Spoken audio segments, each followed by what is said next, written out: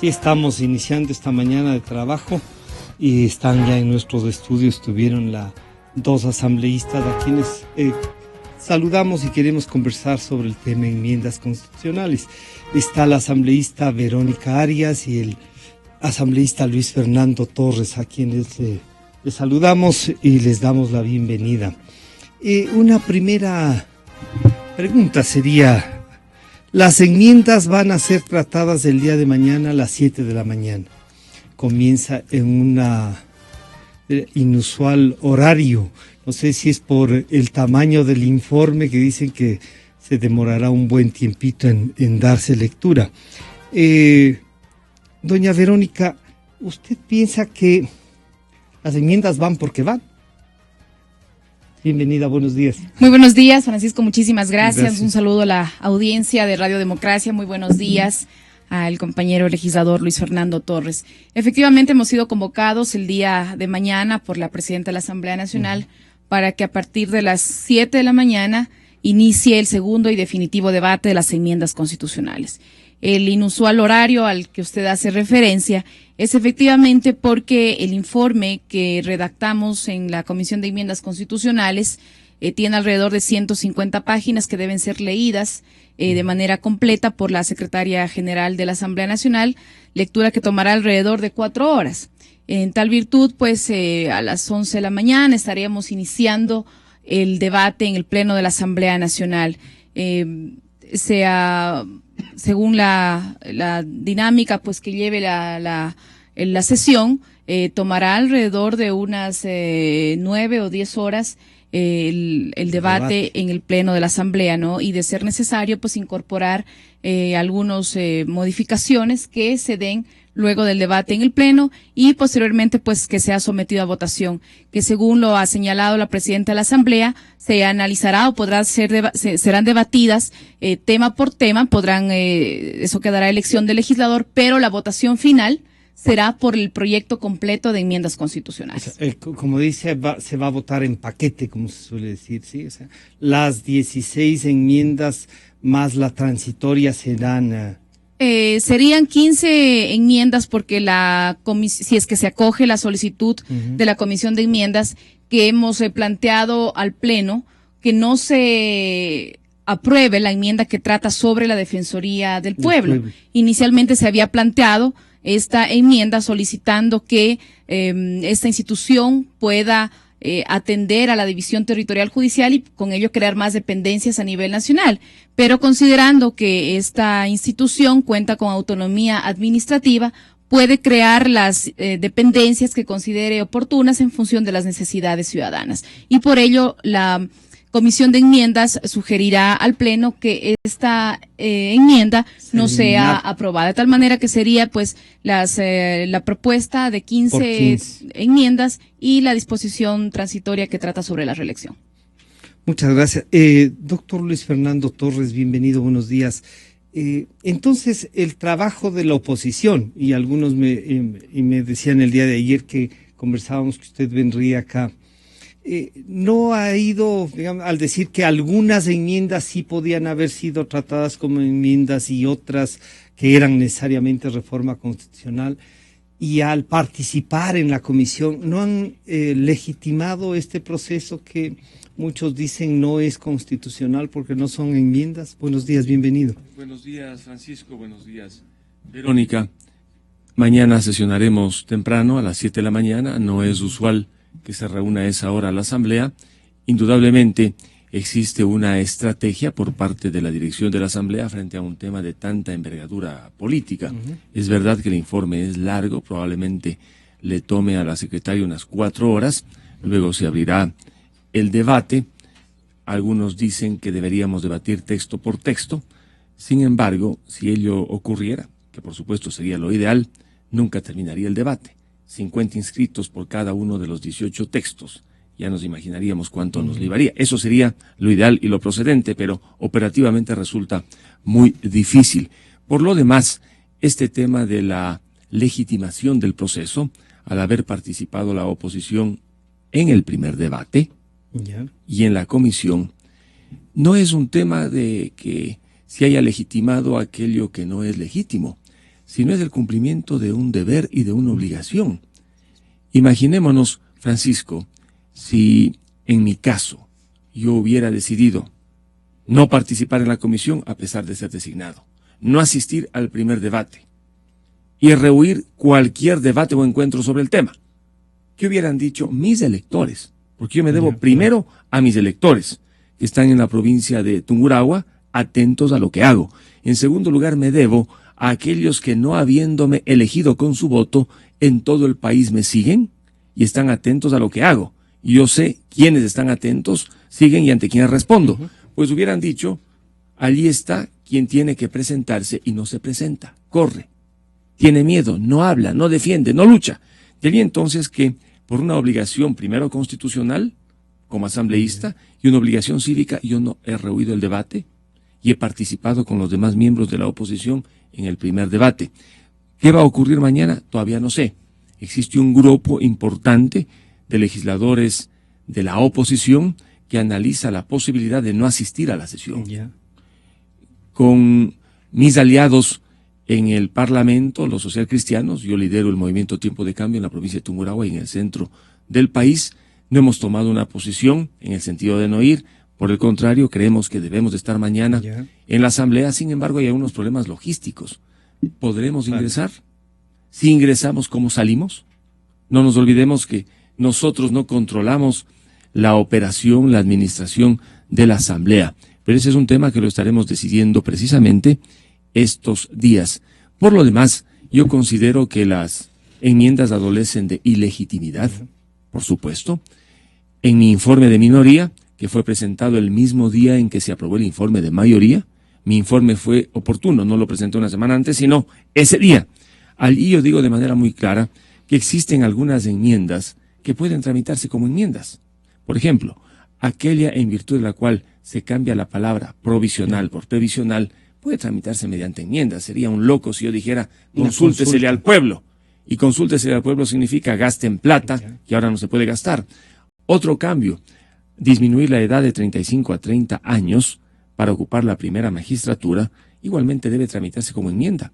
Yo inclusive he sido más radical y les he dicho, ¿por qué no bajaron a 18 años en homenaje a la juventud de este país? Claro que a los 18 años uno no va a ser presidente de la República, porque necesita movimiento nacional, programa, pero por lo menos hubiera sido un mensaje. Esa creo que debe tramitarse como enmienda. Y una última, la que tiene que ver con la regionalización.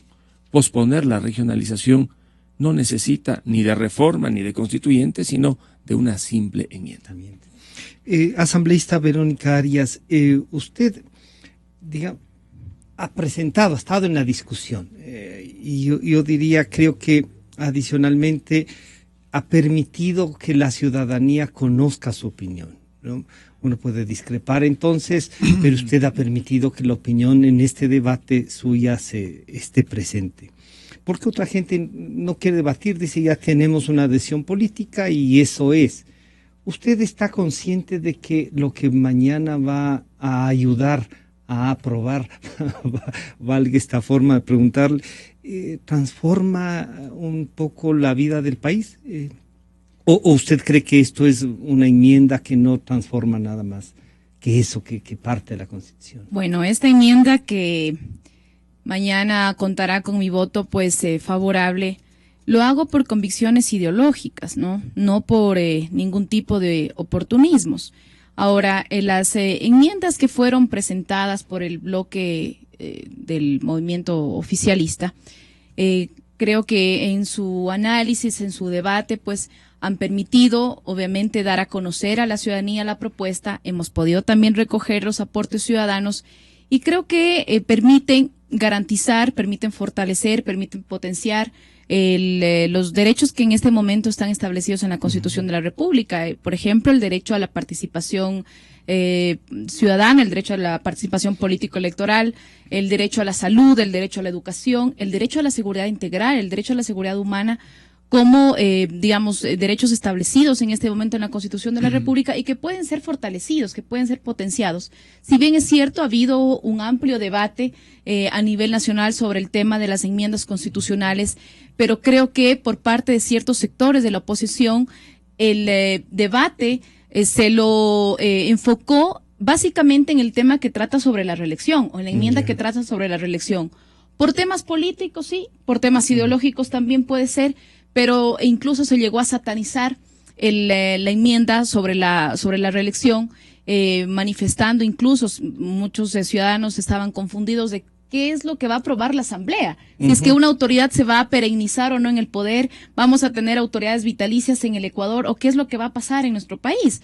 Cuando lo que se está planteando en esta enmienda es la posibilidad de que un ciudadano se pueda postular, se pueda candidatizar. Los procesos de elección y reelección se avalan democráticamente en las urnas y es el soberano quien finalmente decide con su voto la alternancia. ¿Y entonces o la para qué la continuidad transitoria? de sus autoridades. A ver, la transitoria que se plantea permite que las autoridades que en este momento somos los encargados de aprobar esta enmienda constitucional, no seamos los beneficiarios directos de la misma. En este momento hay 31 legisladores del Movimiento Alianza País y 7 legisladores de la oposición que ya tienen 2 periodos en funciones, que de aprobarse esta enmienda, incluida la transitoria, pues no podrán participar en la siguiente lid electoral. Incluido también el presidente de la República. ¿Por qué no la hicieron en el primer debate y solo cuando en una sabatina dice no, ahora mando la transitoria, ya están de acuerdo? Porque el discurso esgrimido para sostener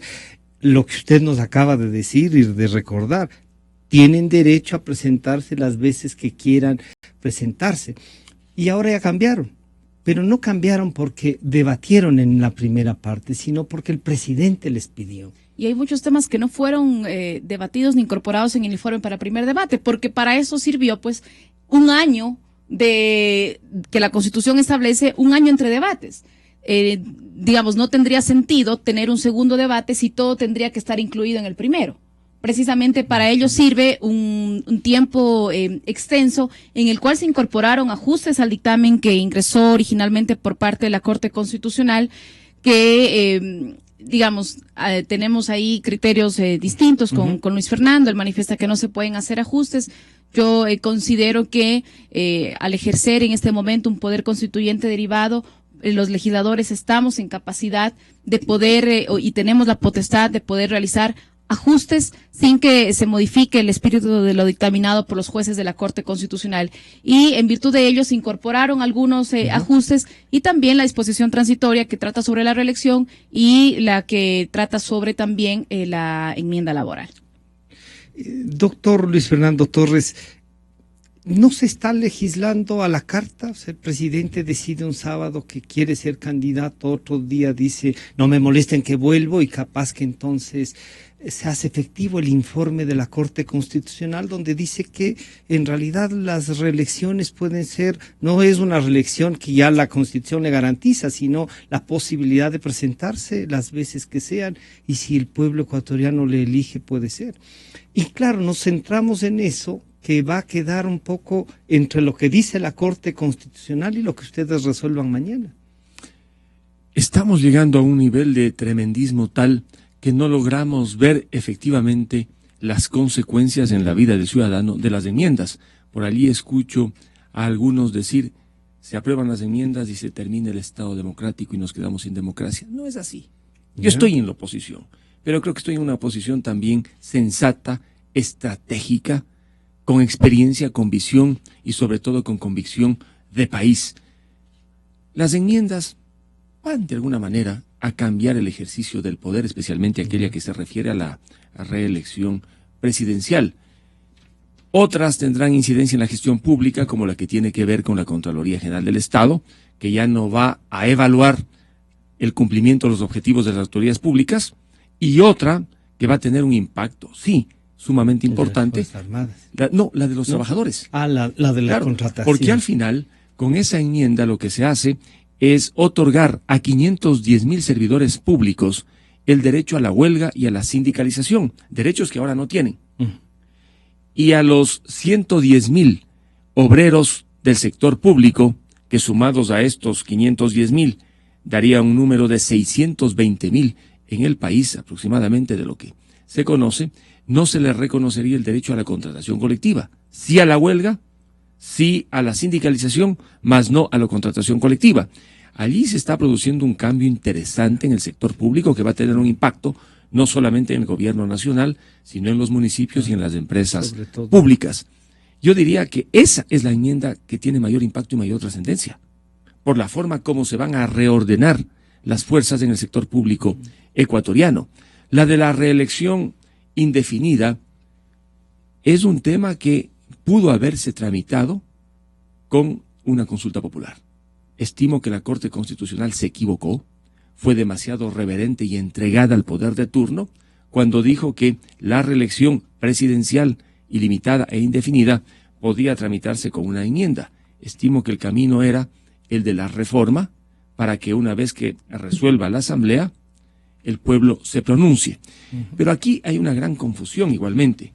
Se compara al presidente de la República como el miembro de una junta parroquial, cuando todos sabemos que la lógica en una junta parroquial, en un consejo municipal, es muy distinta a la del presidente en una república presidencial. Y en mi informe de minoría yo hago esa distinción. En el caso de la reelección indefinida del presidente, la vía era la consulta popular mediante una reforma. En el caso de una junta parroquial, el camino puede haber sido otro. Nos está faltando entonces un poco de objetividad en el tema. Ahora bien, en cuanto al presidente de la República, ¿por qué el presidente sugirió la inclusión de la transitoria?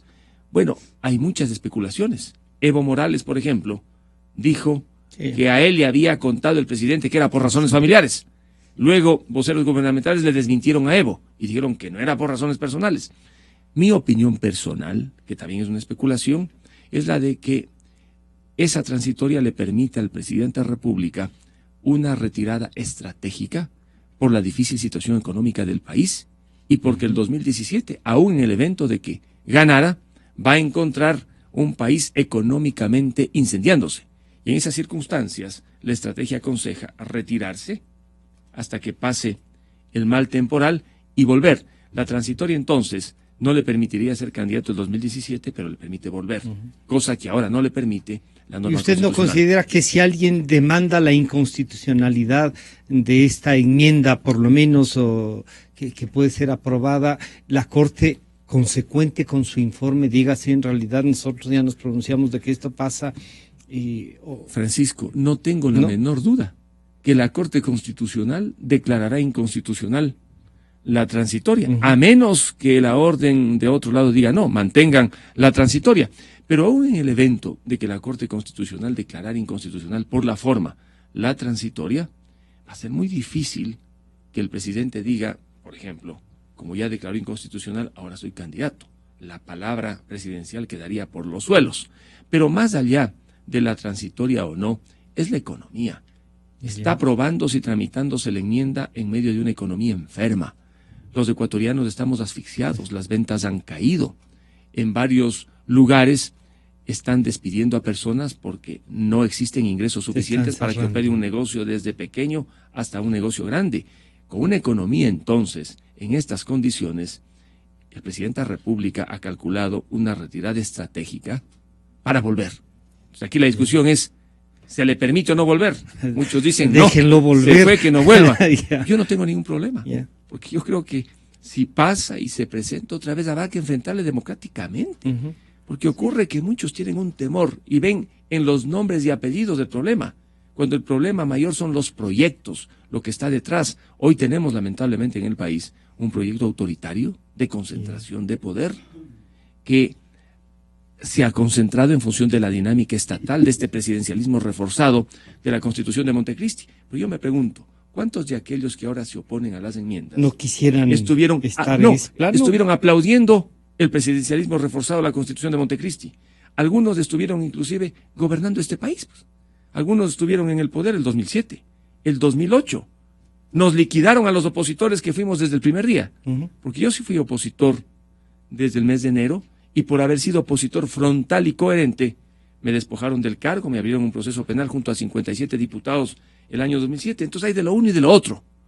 De tal manera que se deben enfrentar proyectos, ideas, organizarse. Pero tampoco se puede ser opositor de última hora, pensando que uno puede utilizar esa constitución cuando llegue el poder para hacer lo mismo que están haciendo ahora.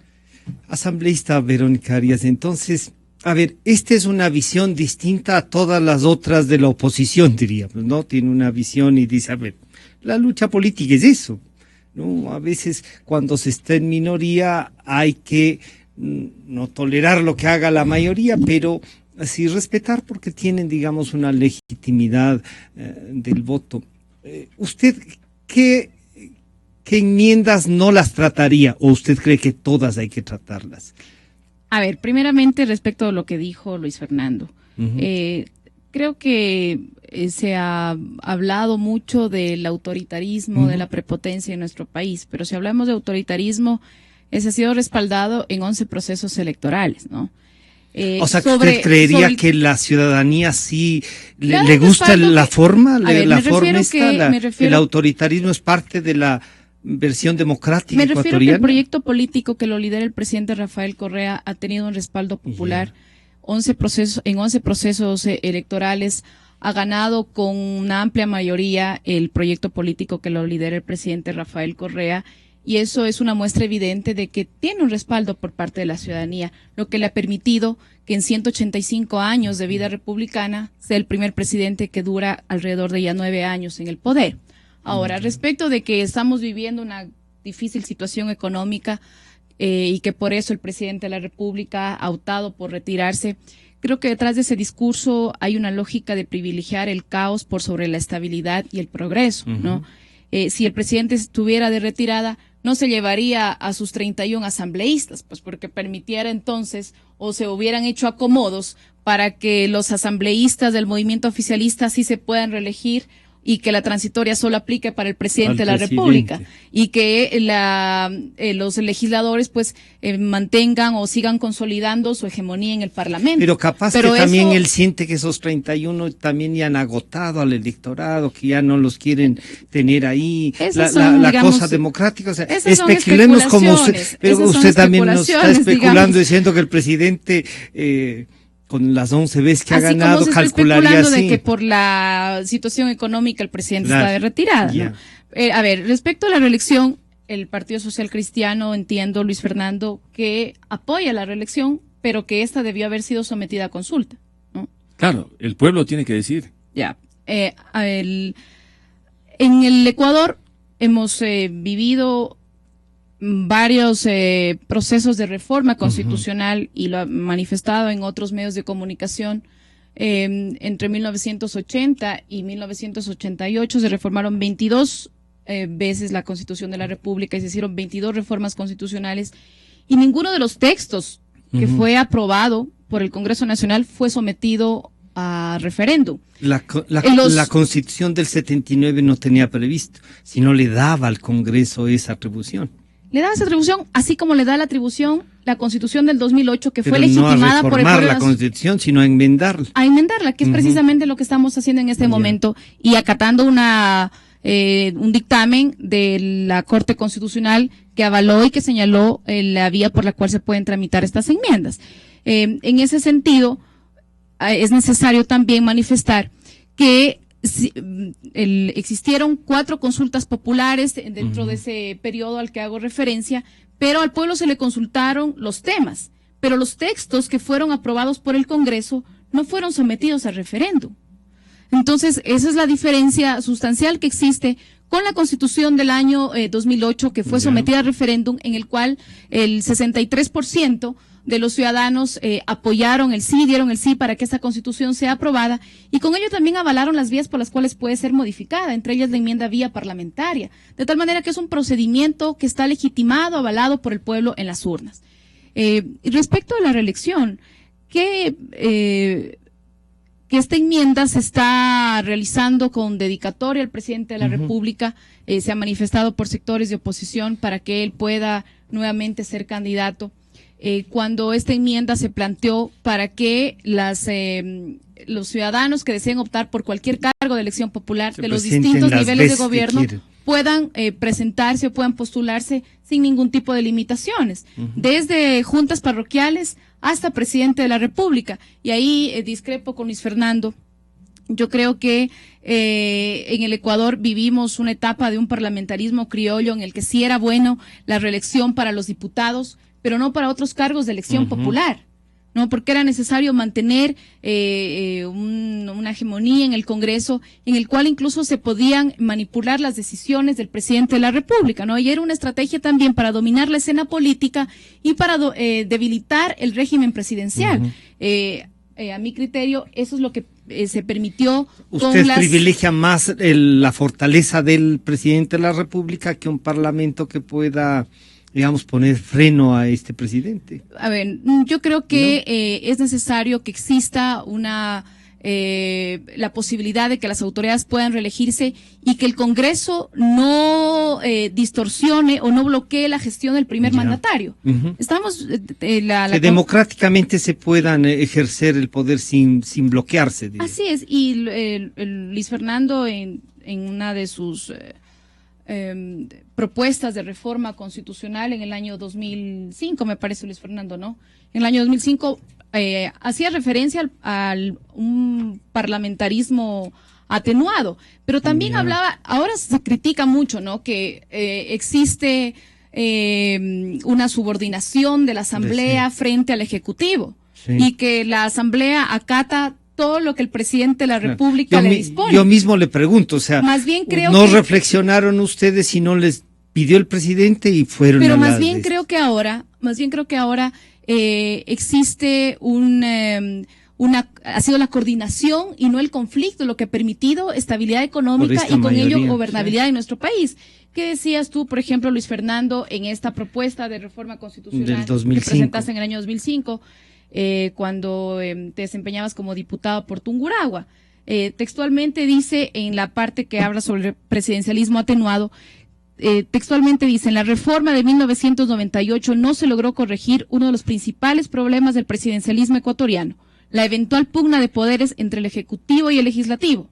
En lugar de trazar líneas de cooperación en la gestión política y gubernamental con la creación de un terreno compartido de trabajo, los reformadores conservaron las tradicionales líneas de conflicto. Ello evidencia lo que ahora la Constitución de 2008 evidencia, que se corrigió la deficiencia que tú hablas que existía en la Constitución de 1998. Lo que pasa es que en esa Constitución no estaba previsto lo que ahora está previsto en la del 2008 y tampoco el asambleísta, una fortaleza tan grande del Ejecutivo con haber llevado, ¿no es cierto?, con un poco más del 50%, pero a más del 75% de la representación. Bueno, con esas mismas reglas jugó la oposición y no logró sacar el mismo número de diputados que sacó el movimiento oficialista. Quizá por eso el presidente es tan importante entonces con su presencia, porque él es el que arrastra. Yo mismo he dicho en otras ocasiones, habrían legisladores o asambleístas que sin el presidente Correa no habrían llegado. Es evidente el liderazgo que tiene el presidente Correa. Eso es innegable, eso es indudable. Y precisamente el liderazgo que él tiene, pues ha permitido que se puedan llevar las riendas de este país de manera correcta, que se pueda lograr gobernabilidad, que podamos tener estabilidad política, social, económica en el Ecuador, lo que no hemos logrado desde el inicio de la República, en el que tenemos un presidente, como le he señalado, ya casi 9 años en el poder. Ahora, yo estoy de acuerdo en que la reelección sea, o la posibilidad de postularse, sea para todos los cargos de elección popular. Y con ello, pues, garantizar, digamos, igualdad para todos los cargos de elección popular que tengan la posibilidad de postularse, la posibilidad de candidatizarse y que el pueblo, de manera libre, pues de manera democrática, elija a sus gobernantes. Asambleísta Luis Fernando Torres, ¿cuánto de las propuestas suyas del 2005 entonces sí recogen estas enmiendas? Recordando que usted ha dicho no todas pueden ser enmiendas, pero recogen esto. Pero además sí hay un planteamiento, es el Congreso anterior o los congresos anteriores terminaba por bloquear a veces el programa del Ejecutivo y una confrontación. Uno dice, ni bien se reinstaló la democracia, don Assad Bucaram y lo que se denominaba los patriarcas de la componenda armaron una mayoría para bloquear a quienes habían ganado incluso con ese parlamento, ¿no? ¿Cuánto de esto todavía nos pesa en el imaginario? Bueno, la cita que hace Verónica de una propuesta de cambio constitucional que realicé el año 2005 es cierta. Efectivamente, cuando yo hablo de las líneas de conflicto, prácticamente trasladaba la preocupación que tenía por lo que había visto en la democracia ecuatoriana. Ahora bien, el año 1998, cuando se realiza esa gran reforma constitucional o se dicta la nueva constitución, se reforzó el presidencialismo en nombre de la gobernabilidad. El 2008 se reforzó aún más el presidencialismo. En ese mismo La nombre. tendencia a fortalecer el presidencialismo apareció en 1998. El 2008 la Constitución de Montecristi profundizó esa tendencia y hemos llegado a tener un presidencialismo tan reforzado que finalmente ha terminado en la construcción de un régimen de corte autoritario. El problema es del diseño constitucional y de ese diseño constitucional mal concebido, especialmente el año 2008, se han generado las consecuencias que ahora tanto criticamos en una acumulación de poder, en una influencia determinante del presidente de la República en todos los espacios de poder. En el informe de minoría, yo hago una reflexión bastante ligera, pero señalo que no solamente la Constitución le ha dado más fuerza al presidente, sino la legislación aprobada por la Asamblea. En el Código Orgánico Monetario y Financiero, Pancho, se encuentra un despliegue de competencias que le permiten al presidente, directa e indirectamente, tener injerencia en el manejo de la política económica, cambiaria, financiera, como nunca antes tuvo un presidente, y así en otras leyes. Y esa tendencia que nosotros vemos en el Ecuador también es una tendencia creciente en otros países de América Latina. En Argentina, con la señora Kirchner, se ha reforzado el presidencialismo. En Venezuela igual. De ahí entonces que debemos hacer esfuerzos, como aquel que propuse yo el año 2005, no para reforzar el presidencialismo, sino para reforzar también el parlamentarismo y crear zonas de terreno compartido para la cooperación. Hoy no existe necesariamente cooperación, sino sumisión, debido a la mayoría aplastante que tiene el oficialismo en la Asamblea. No necesita ni siquiera discutir, compartir, sino establecer líneas de acción, como ocurre generalmente en los regímenes parlamentarios dominantes, en aquellos regímenes en que un partido controla el legislativo y por supuesto gobierna desde el ejecutivo. Allí no hay margen para la discusión, allí se impone y se decide. En los parlamentarismos se abre la posibilidad de la discusión cuando deben hacerse alianzas en los parlamentos y se construyen también alianzas en los ejecutivos. La discusión entonces que debe plantearse en el país de aquí a futuro es sobre una reforma integral a la Constitución de Montecristi, o un cambio, para saber si queremos reforzar aún más el presidencialismo. ¿Una reforma, diría usted, o es de los que considera que hay que volver a una constituyente? Yo soy partidario de una constituyente. Sin embargo, conozco las limitaciones que ello conlleva. Por allí algunos dicen, si gana alguien de la oposición la presidencia, lo primero que debería hacer es convocar a una constituyente. Están equivocados, porque las condiciones del año 2017 no serán las mismas de las del año 2007. El 2007, la partidocracia, como se la conocía, estaba en cenizas. Inclusive el discurso del presidente Correa fue, vamos a la constituyente, y la gente aplaudió. El 2017 no es esa la situación. Si por allí algún opositor que gane la presidencia el 2017 dice, carambas, tengo tanto poder que ahora convoco a una consulta a la vuelta de la esquina, estará perdiendo el poder. No la convoco. Mejor no, es que habrá que ver las coyunturas y habrá que pensar en ese caso, más bien, habrá que pensar en ese caso, bueno, en un eventual cambio. Más que no gane, perdón la interrupción, más que no gane, le puede facilitar con todos estos poderes que tienen ahora, ¿no? Claro. Eso podría ocurrir. Alguien, por ejemplo, que asume el poder dice, carambas, me encuentro aquí con un Ferrari y me quedo con el Ferrari del poder en lugar de pasar a un Volkswagen. Claro, porque con el Ferrari puedo ir a más velocidad, hay más caballos de fuerza. Entonces este es un verdadero problema en el que nos encontramos los ecuatorianos que creemos en los derechos. Yo creo en la democracia constitucional garantista. Esto es, garantías para que el ciudadano pueda pelear con el poder. Garantías que han desaparecido en el constitucionalismo ecuatoriano. La Constitución tiene derechos, tiene garantías, pero cuando el ciudadano tiene que enfrentarse al poder, el ciudadano pierde, el poder le derrota, y con una Corte Constitucional entregada y irreverente, la situación para el ciudadano es peor, porque no existe un verdadero contralor de la constitucionalidad. Pero Pancho, más allá de estas disquisiciones constitucionales, la economía tiene que preocuparnos. Hoy estamos embarcados en un debate político, constitucional, con tremendismos. Algunos inclusive anuncian la paralización del país, que se van a interrumpir las vías. Yo no estoy de acuerdo.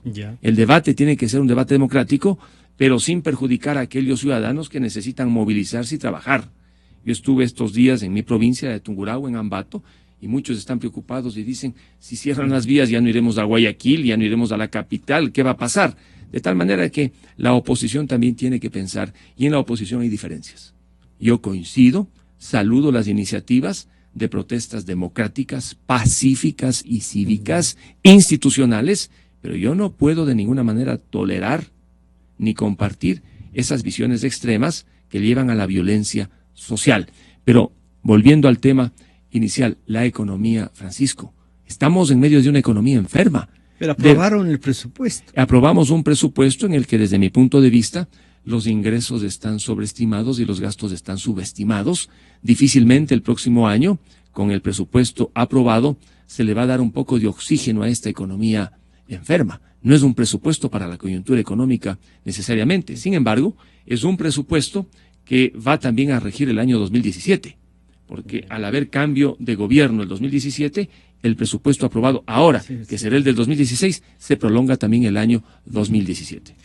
Verónica, el día de mañana entonces usted militantemente va a defender y va a votar por estas enmiendas. Es una grande y grave responsabilidad, ¿no? Que veo usted la ha asumido además en el debate,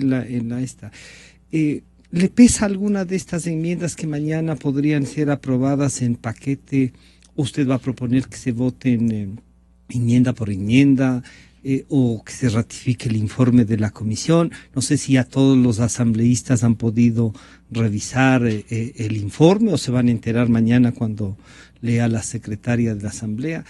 Esas preocupaciones, ya más bien a título personal, en su provincia le han hecho saber que sí voten paquete, estamos con Correa es lo suficientemente fuerte como para sostener esto. A ver, quiero hacer una precisión. Claro. Me parece que señalé mal el dato. De 1980 a 1998 existieron 22 reformas constitucionales. Respecto a lo que manifestaba Luis Fernando, pues él habla de un parlamentarismo criollo, creería yo, en el cual, por ejemplo, diputados de su misma tendencia ideológica, como la legisladora Cintia Viteri, está ya más de 15 años en la Asamblea Nacional. Y le ha ido bien. Porque independientemente del tema ideológico, el pueblo le dio el voto para que los represente en la Asamblea Nacional. ¿Y quién ha dicho algo ahí sobre la alternancia? Sobre los principios básicos de la democracia. Entonces, los diputados sí se pueden reelegir, pero las otras autoridades de elección popular no. Tú planteabas también, Luis Fernando, en esta propuesta de reforma constitucional en el 2005, que existe un Consejo de Ministros elegido por el Parlamento, que sean quienes tomen también decisiones dentro del Ejecutivo. En esto de compartir las decisiones. Yo creo que en nuestro país ese presidencialismo atenuado que cae más bien en un parlamentarismo criollo difícilmente sea aplicable a nuestra realidad. Ahora, respecto de las enmiendas sobre las cuales usted manifiesta que alguna me puede pesar.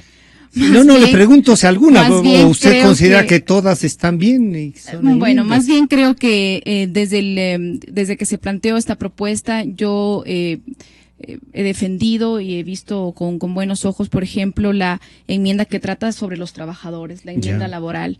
Yo, de manera firme, de manera frontal, he manifestado que en el sector público no puede ni debe existir contratación colectiva. En el sector privado debería existir, ¿no? La sindicalización, debería existir la huelga, la contratación colectiva, porque en una empresa privada sí existe el conflicto capital-trabajo, pero el Estado no es empresa, el Estado no tiene como fin hacer ganancias o no tiene un fin de lucro. El Estado tiene como fin fundamental garantizar el interés colectivo, velar por el interés de la nación, velar por el interés del todo. Y en ese sentido, pues, con el cuento de la contratación colectiva, Existen, por van a ejemplo, distorsionar muchos algunas municipios cosas. que se han visto sin capacidad de inversión porque han tenido que pagar los privilegios establecidos en contratos colectivos. Entonces, es el privilegio de unos en desmedro del interés colectivo. Esa es una realidad que existe en nuestro país. Y yo coincido ahí con el presidente Correa. Los beneficios deben estar establecidos en la ley.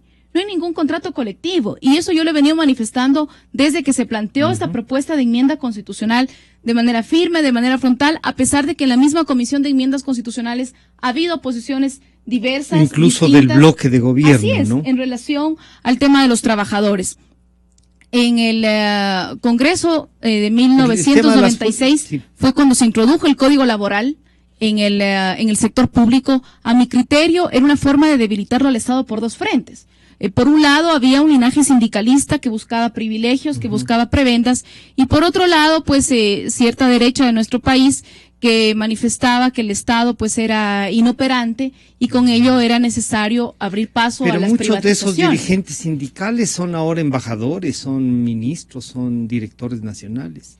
Bueno, hay Ese muchos, Frente Unitario de Trabajadores que hizo lo que usted dice que no se debía hacer. Bueno, no se debía hacer y precisamente se está corrigiendo en este momento esos errores que a mi criterio existían en el ordenamiento El jurídico tema de las ecuatoriano Fuerzas y que es Armadas. necesario que en el Estado Conste. no exista contratación colectiva. Ese se introdujo, sí, lo que manifestó Luis Fernando, la huelga y el derecho de organización en el Ya. sector público. La huelga tiene sus limitaciones, la misma Constitución lo señala que existe derecho a la huelga sin que paralice servicios públicos. Yo, a mí me hubiera gustado que no se lo incorpore en la enmienda constitucional, porque ¿cómo le hacemos huelga al Estado? ¿No? Pero creo que precisamente la Constitución sí establece un límite de que no paralice El servicios actual, tal públicos. como está, que no se Así puede es, y por ello se le incorporó también, pues, para que los servidores públicos puedan acogerse a este derecho y también al derecho a la organización para que puedan defender sus derechos. Ese es el criterio que tengo yo respecto a la enmienda laboral que le he venido, pues, apoyando durante este proceso que ya lleva casi un año. Y para ir concluyendo, doña Verónica, el tema de las Fuerzas Armadas, que es una preocupación y que incluso ha motivado que oficiales de mucho prestigio que ya están en servicio pasivo reflexionen sobre el tema. ¿A usted le causa también una reflexión? Y entonces mañana las enmiendas van porque van, sería la conclusión. Me olvidaba algo sobre el tema de la constituyente que hacía referencia a Luis Fernando, que posiblemente si un candidato de oposición llega a la presidencia va a convocar a una asamblea constituyente porque es necesaria una nueva constitución en el Ecuador. Durante las sesiones de los diálogos ciudadanos que realizamos los miembros de la Comisión de Enmiendas Constitucionales, recibimos la visita del señor Guillermo Lasso por innumerables ocasiones y en dos de ellas tuvo oportunidad de intervenir. Él solicitó comparecer, solicitó participar en la Comisión de Enmiendas Constitucionales para dar a conocer su criterio respecto de la propuesta de enmienda constitucional. Pero creo que con la incorporación de la transitoria, el criterio que tenía Guillermo Lasso respecto a la reelección, porque ese era el único tema que ¿Usted cree que ese era el único tema que le motivaba? Era el único tema que le motivaba, ¿no? Que no queremos monarquía, que no queremos... ¿Se sentaría cómodo con la Constitución enmendada entonces él, cree usted? Creo que con la transitoria más bien se queda sin sustento el discurso de Guillermo Lasso, porque esta transitoria no permitiría que en la próxima ley electoral el presidente de la República y los legisladores del movimiento oficialista no puedan ser candidatos, ¿no? Porque él no ha presentado, Guillermo Lasso no ha presentado una propuesta programática al país. No ha presentado una propuesta de país. Lo que ha presentado es una gran batería de consignas y mensajes proselitistas que están muy lejos de ser una propuesta programática al Ecuador. Y pues, y por ello, su propuesta más bien ha estado supeditada, o sus planteamientos han estado supeditados al proyecto del presidente Rafael Correa. Y por eso dice, si gano la presidencia, voy a someter a consulta las enmiendas. O si gano la presidencia, voy a llamar a una asamblea constituyente para tener una nueva constitución en nuestro país. Pero eso es un programa de gobierno, pregunto yo. Pero un poco usando la misma, no tienen la posibilidad de hacer la publicidad que ustedes tienen desde el gobierno, enmienda por enmienda, con figuras, y diciendo que esto va a mejorar la salud, que va a mejorar el trabajo. Esa posibilidad no la tenemos del resto. Pero yo, que estaba presente en las sesiones en las que él compareció, no hizo referencia a ninguno de esos temas. Él se centró básicamente en la enmienda que trata sobre la reelección. Ahora, también existe, creo yo, una fragmentación de la oposición que se evidenció al interno de la Comisión de Enmiendas Constitucionales, en la que se presentaron 3 informes de minoría, ¿no? Uno del Partido Social Cristiano, representado por Luis Fernando, otra del Movimiento Creo y otra de Avanza. No, la oposición no logró consolidar una sola posición. ¿Avanza es oposición? El asambleísta Pacheco dijo que ya no apoya al oficialismo, manifestó. ¿Y quién no era oposición también dijo? Entonces está en un limbo, pero tampoco es... Pero está tampoco en el limbo que puede ser beneficiado de algo, entonces. Tampoco apoya al oficialismo, dijo, y tú eres testigo, Luis Fernando, que lo manifestó en la sesión de la Comisión de Enmiendas. Entonces la oposición no logró consolidar una sola posición respecto a las enmiendas constitucionales. Lo cual ha causado una satisfacción tremenda a usted, pues por lo que veo. Disfruta mucho de que esté dividida la oposición. A lo que quiero hacer referencia es que no lograron tener una sola posición en una propuesta que contiene 15 o 16 temas. Menos lo podrán hacer en una propuesta de país o en un programa de gobierno que le puedan presentar al Ecuador, digamos, si es que ellos pues desean aspirar a ser gobierno en el próximo, y si tienen los votos en la próxima ley electoral de 2017. Luis Fernando, para ir concluyendo este diálogo, que además si pudiésemos mantener diálogos así, ¿no? Y que encima de eso después podamos ponernos de acuerdo en algunas cosas, respetando cada una, sería fantástico. Pero bueno, la pelea dada por usted en la comisión, con los señalamientos, con su informe de minoría, ¿qué le plantea al país? O sea, si vean, ya nos ganaron democráticamente. Usted, le he visto esta mañana muy respetuoso de todas las decisiones democráticas por las legitimaciones electorales. Entonces, ¿qué? ¿Perdemos democráticamente y ya están las enmiendas? ¿Qué hacemos? ¿Qué le plantea a usted lo que va a pasar mañana? Bueno, Verónica dudó sobre la condición y posición política del partido Avanza. Puede ser un recurso. Porque el representante de ese partido en la comisión, el asambleísta Pacheco, un asambleísta muy capaz, muy probo, él dijo: no estoy en el oficialismo y tampoco en la oposición. Así es. Por lo tanto, no son 3 informes, sino 2 de la oposición. El del asambleísta Donoso y el informe que yo presenté. ¿Y el de Avanza qué sería? Neutral. Una transitoria. Una transitoria neutral. Entonces, incluso físicamente se siente en el lugar de la oposición ahora en la Comisión de Enmiendas Constitucionales. Pero le ubicaron a él más cerca del oficialismo. Es decir, hay una distribución lógica. Se separa entre el oficialismo y la oposición. En todo caso, Francisco, hay 2 informes en definitiva de la oposición. O 2 visiones. 2 visiones. Y presentamos 2 informes porque en definitiva tenemos también 2 visiones sobre el tema de las enmiendas constitucionales. Inclusive el informe que presentó el representante del movimiento Creo, un movimiento respetable, fue anterior al que yo presenté el mismo día. En el mío existen algunas reflexiones sobre el informe final que leíamos. Y claro, en el informe que presenté, yo puntualizo evidentemente que se puede tramitar mediante una enmienda, que se debió tramitar mediante reforma y que se debió tramitar mediante asamblea constituyente. 2 temas, desde mi punto de vista, debieron tramitarse con asamblea constituyente. La transformación del derecho a la comunicación en servicio público, porque se trata de un derecho. La vía no era la enmienda, la vía tampoco era la reforma, la única vía era la de una constituyente. Y el otro derecho que tiene el ciudadano a consultar sobre cualquier asunto, que se restringe en la enmienda. Un derecho que tiene el ciudadano solamente podía hacérselo mediante una constituyente. Allí está la justificación de por qué pienso de ese modo.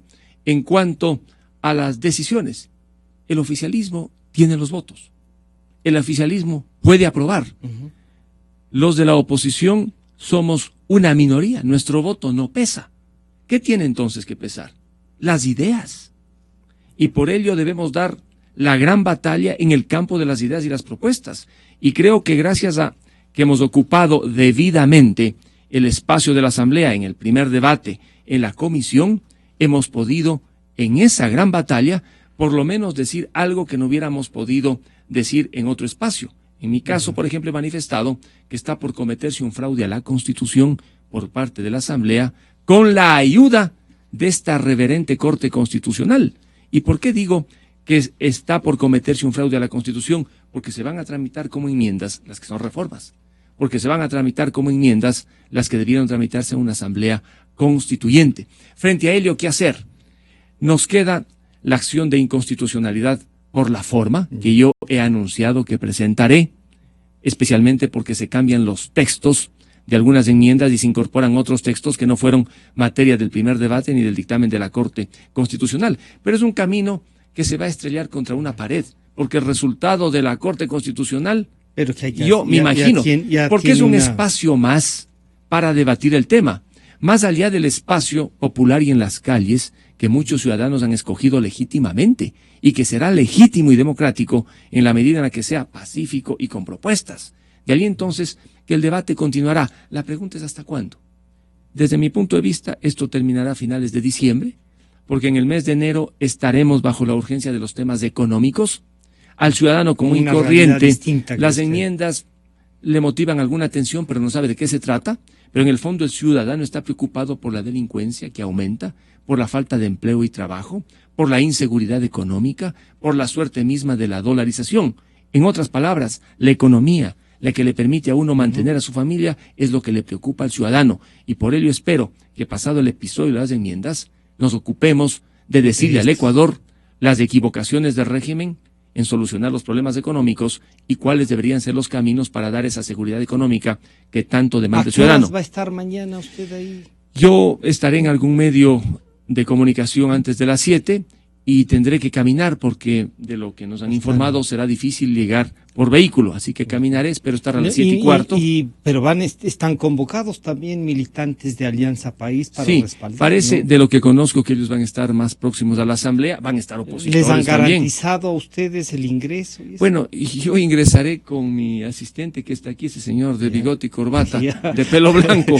Pase lo que pase. ¿Usted cree que con él asusta? Es que Pancho, yo he pasado por episodios de verdad, pues en 1990 cuando era diputado, era muy joven, 25 años, caramba, ese sí fue Congreso. Acordémonos lo que le pasó a Dají, Gamahuat, yo me sentaba detrás de Dají, más bien no era Congreso, muy cerca de Gamahuat, era otra cosa, pero... Verónica, ¿usted cómo va a ir mañana a las 7, a las 6, caminando también o va a haber transporte especial para garantizarles la llegada a ustedes porque están convocados incluso los suplentes del sector oficialista, ¿no? Entiendo, sí, que están convocados los suplentes. ¿Y su suplente también o no? No. No, usted va a estar ahí. Ella sí es una mujer seria políticamente, entonces no necesita el reemplazo. A ver, se me quedaban dos cosas. El tema económico, el presidente Correa ha manifestado en innumerables ocasiones que es necesario mantener la dolarización a pesar de las dificultades económicas que evidentemente existen.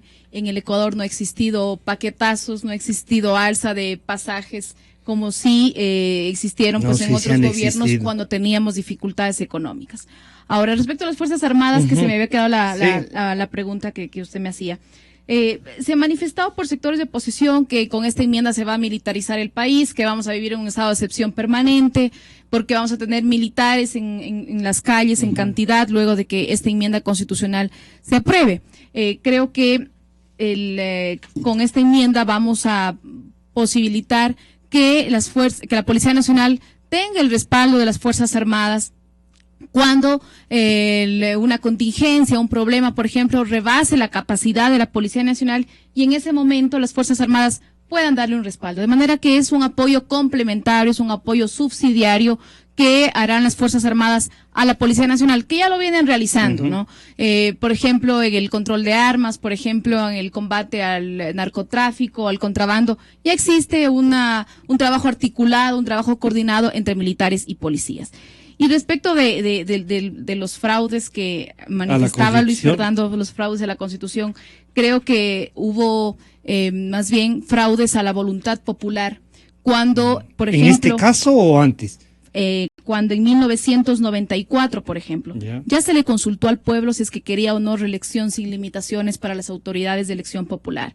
La pregunta que se le hizo al pueblo en 1994 decía, ¿debería existir reelección para toda función de elección popular, inclusive las de presidente y diputados? Y el pueblo mayoritariamente dijo que sí. Sí ganó con un 35,94% y el no con el 31,97%. Eso le fue consultado al pueblo, el sí ganó, de tal manera que el pueblo dijo, sí queremos reelección para todas las autoridades de elección popular, pero el Congreso tergiversó la voluntad popular cuando en la Constitución política promulgada en 1998 solo se estableció reelección sin limitaciones para diputados, pero no para otras autoridades de elección popular. Eso fue un fraude y tergiversar la voluntad popular cuando sí se le consultó. ¿Por qué no, y habiendo consultado y teniendo estos datos en el 2008, insistieron en lo otro, en lo que usted ahora llama un fraude? Bueno, precisamente para eso se está realizando esta enmienda constitucional, para poder garantizarle al ciudadano o a una autoridad de que pueda postularse. Entonces, los fraudes y la tergiversación a la voluntad popular existieron de manera contundente, como lo estoy demostrando en este momento, cuando el pueblo en 1994 fue consultado y dijo que sí quería reelección para todas las autoridades de elección popular y el Congreso solamente estableció reelección para diputados y no para otras autoridades. Luis Fernando, para concluir, ya mismo contamos con la presencia del señor ministro José Serrano, el ministro del Interior. Porque se consideró con buen criterio en aquel entonces que los presidentes no debían reelegirse indefinidamente. Si un concejal, si un alcalde, si eventualmente un diputado, por el poder descomunal y único. Pero ese era el criterio del Congreso, Luis Fernando, discúlpame, pero no fue el criterio, no fue la voz del pueblo. Lo que le fue al pueblo le consultaron si querían reelección y leí textualmente la pregunta. Bueno, tan importante y procedente es lo que digo, que el propio presidente de la República pidió que se incluya una transitoria para no reelegirse, porque él sabe que es perversa para la no beneficiarse de la enmienda constitucional y que a partir del 24 de mayo de 2017 pueda hacerse efectiva esta enmienda. Y lo otro, Luis el Fernando, 2008, créale a Verónica que me parece que sí tiene la versión oficial del presidente. Ah, por supuesto. Y además una mujer talentosa. Pero en definitiva, yo siempre he dicho, una reelección indefinida consecutiva de un presidente es perversa. Lo ideal, y digo en mi informe de minoría, es la fórmula peruana. Un periodo y a la casita. Y luego que vuelva. Yo no soy partidario ni siquiera de 2 periodos consecutivos para el presidente de la República, por ese poder único y descomunal que tiene. No se diga una reelección indefinida. Ahora bien, en el tema de los militares, ya existe la Ley de Seguridad Ciudadana que establece que los militares cooperen con la Policía Nacional. En la Constitución se amplía, ampliándose al igual la tarea que el tema complementaria de la comunicación. Así es. Ahora bien, la lucha contra la delincuencia es un desafío indudablemente del Estado ecuatoriano y del gobierno. ¿Que deben los militares contribuir? Por supuesto que deben hacerlo. Actualmente pueden los militares intervenir en un estado de excepción, no existe ningún inconveniente. En esta norma que trata de combatir la delincuencia, yo estoy medianamente de acuerdo. Creo que deberían establecerse más filtros para la intervención de los militares, porque la delincuencia sí es un problema que nos afecta día a día. Y otro tema relacionado con los militares, igualmente. En la enmienda se les garantiza el pago de las pensiones jubilares a los beneficiarios del ISFA y del ISPOL. Sin embargo, allí existe un error, porque ellos se retiran y no se jubilan, de tal modo que lo procedente sería hablar de pensión de retiro y no de pensión jubilar. Yo creo que ese será, Luis Fernando, discúlpame la interrupción, un tema que mañana será debatido, por ejemplo, para poder establecer un término correcto, ¿no? Si es que los militares no se jubilan, establecer pensión de retiro. Sí, ese es un tema para tranquilizar. No cumplen todos los requisitos que sería de la jubilación. Y antes de una vez, para pedirle también aprovechando que estamos esperando al ministro José Serrano, el tema de la comunicación, que es el tema del servicio como servicio público, ¿usted siente que eso es elevarle el tema de la ley a la constitucionalidad y no derivar de la Constitución? Bueno, la explicación que encuentro y que la he conversado con expertos en derecho administrativo y constitucional para que se tramite esta enmienda tiene las siguientes razones. La primera, quieren evitar que en lo futuro, mediante una ley, se cambie lo que dice actualmente la Ley Orgánica de Comunicación. Esto es, que los medios privados y los comunitarios son prestadores del servicio público de comunicación.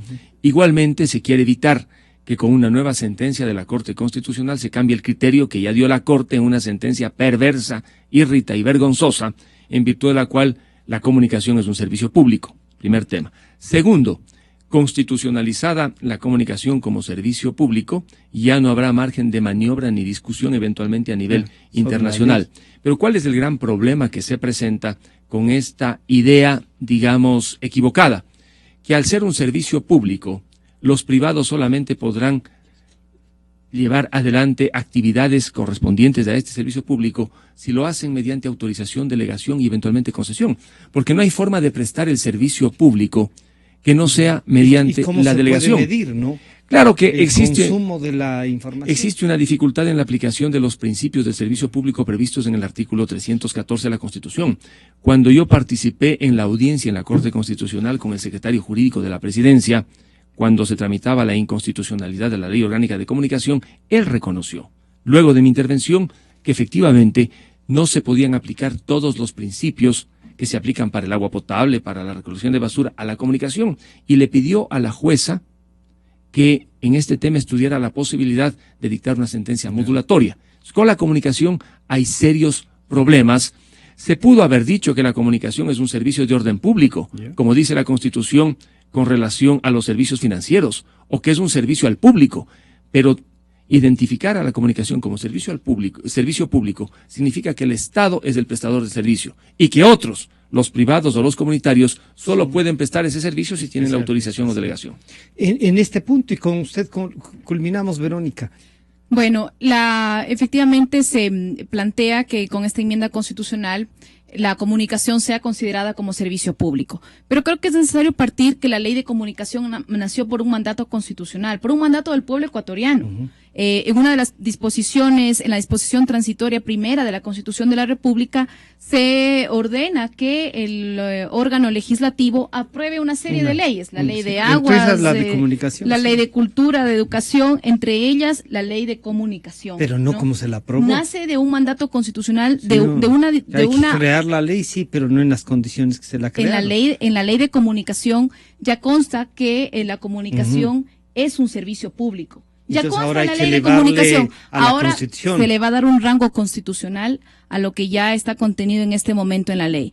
Ahora, la comunicación, a mi criterio, tiene un doble faz, ¿no? Por un lado, que el ciudadano, garantizar el derecho del ciudadano que puede estar bien informado, y por otro lado, la responsabilidad que tienen los medios de comunicación de presentar información veraz, verificada, oportuna, contextualizada, sin censura previa, tal como lo establece la ley y la Constitución de la República. Además que la Constitución no es una mera actividad mercantil. La comunicación es un derecho también que tenemos los ciudadanos, derecho que se garantiza a través de un servicio, como lo son los otros derechos, el derecho a la salud y a la educación, que se garantizan a través de servicios públicos, pero el hecho de que se presten a través de servicios públicos no significa que necesariamente serán prestados solamente a través del Estado. Pero el Estado es el que nos garantiza que hayan servicio público. Eso no significa que toda la salud es un servicio público. Así es. También lo pueden prestar, digamos, la casas de no salud está puesto privadas como servicio público, sino un servicio como público. un derecho que el Estado nos tiene que garantizar a los ciudadanos. La Constitución lo señala, la salud y la educación, y que se prestan a través, a pesar de ser servicios públicos, no se prestan solamente a través del Estado, sino también, digamos, en el caso de esos ejemplos, a través de casas de salud privadas o de instituciones educativas privadas. Ahora, que uno dice, perdóneme, yo no es que tengo derecho a enfermarme, ese no es un derecho, es una desgracia. Tengo derecho a curarme y a que el Estado me garantice eso, ¿no? Claro. Es el derecho a la salud y el derecho a la educación, a lo que estoy haciendo referencia en este momento. Ahora, el hecho de que se le dé un rango constitucional señalando que la comunicación es será un servicio público, no significa que será prestado exclusivamente por el Estado. Se garantiza que se prestará a través de servicios públicos, privados y comunitarios. Además que la ley de comunicación ha permitido garantizar el derecho contrariamente a lo que dicen, no solamente a quienes están a favor del gobierno, sino también a quienes son parte de otras tendencias políticas. ¿Qué pasa, por ejemplo, con el derecho a la réplica, el derecho de rectificación que han presentado, por ejemplo, estaba revisando en unos archivos, María Eugenia Febres Cordero Cordobés, la hija de León Febres Cordero, que le hace una solicitud a un programa que se presenta los días domingos en Ecuavisa para que puedan presentar de manera íntegra una carta en la que ella reclama de manera contundente a este programa que no ha sido tomada en cuenta la versión de los familiares de Febres Cordero en un programa que hicieron sobre el taurazo. Ya. Entonces, ha permitido tutelar el derecho de todos los ciudadanos, de las diferentes tendencias políticas, de las diferentes tendencias ideológicas, no solamente aquellos quienes están en el oficialismo, como de manera equivocada se lo ha manifestado. Ya veremos entonces cómo seguimos dialogando sobre este tema.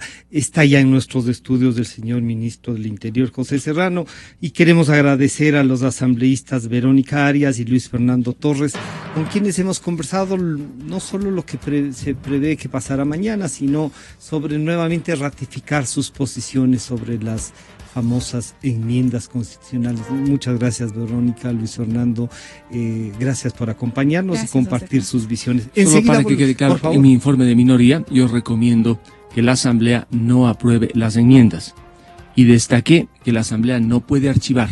La Asamblea puede aprobar o no aprobar, pero no puede archivar. Muchas gracias. Enseguida volvemos.